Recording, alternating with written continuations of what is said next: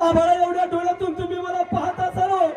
परंतु तुमचं आभाळा एवढं रूप पाहण्याकरता माझ्याकडे डोळे सुद्धा शिल्लक राहिले नाही आबासाहेब. अहो ज्या मुखानं गायले जगदंब जगदंबेचे बोल, ज्या मुखानं घातली साध तुम्हाला आबासाहेब,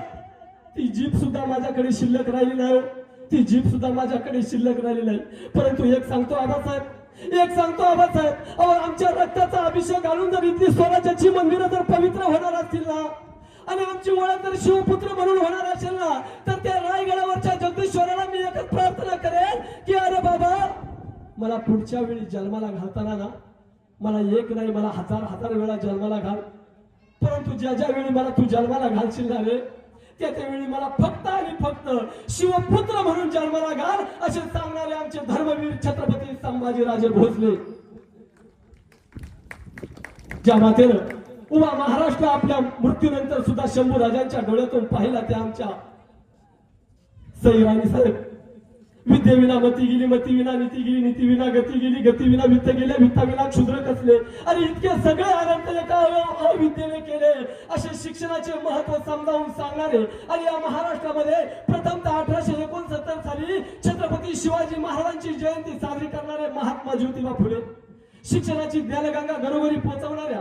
आणि पुण्यामधील भिडेवाडा येथे 1 जानेवारी 1848 रोजी महिलांसाठी मुलींसाठी पहिली शाळा सुरू करणारे आमच्या क्रांतीज्योती सावित्रीबाई फुले, आरक्षणाचे आद्यजनक राजश्री शाहू महाराज. या भारत देशाचं संविधान लिहिताना मला जास्त कष्ट करावे लागले नाही, कारण माझ्या डोळ्यासमोर छत्रपती शिवरायांचे विचार उभे होते, छत्रपती शिवरायांचे चरित्र उभे होते. आणि म्हणून तर मी हे संविधान लिहू शकलो.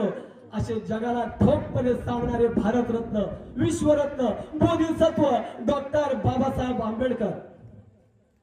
आरक्षणाचे आद्यजनक राजश्री शाहू महाराज, आणि देव दगडात नसून देव माणसामध्ये आहे असे कीर्तनाच्या माध्यमातून या जगाला संदेश देणारे संत गाडगे महाराज, छत्रपती शिवरायांचे विचार रशियाच्या कानाकोपऱ्यापर्यंत पोहोचवणारे साहित्य रत्न, साहित्य सम्राट अण्णाभाऊ साठे, आणि आज ज्यांची आपण खऱ्या अर्थाने जयंती साजरी करतोय ना, आज ज्यांची आपण खऱ्या अर्थाने जयंती साजरी करतोय ना, हीच ती महाराष्ट्राची माती, हीच ती महाराष्ट्राची माती, ज्या महाराष्ट्राच्या मातीमध्ये जिजाऊंची लेक म्हणून आणि छत्रपती शिवरायांच्या विचारांची वारसदार सुभेदार मल्हारराव होळकर यांच्या विचारांचा वसा आणि वारसा चालवण्याचं काम ज्या रणरागिणीने केलं ना, आणि त्यांच्या विचारांचा वसा आणि वारसा पुढे चालवण्याचं काम ज्या रणरागिणीने केलं, आणि त्या रणरागिणीचा जन्म आपल्याच महाराष्ट्रामध्ये, आपल्याच अहिल्यानगर जिल्ह्यातील जामखेड तालुक्यातील चोंडी या गावी 31 मे 1725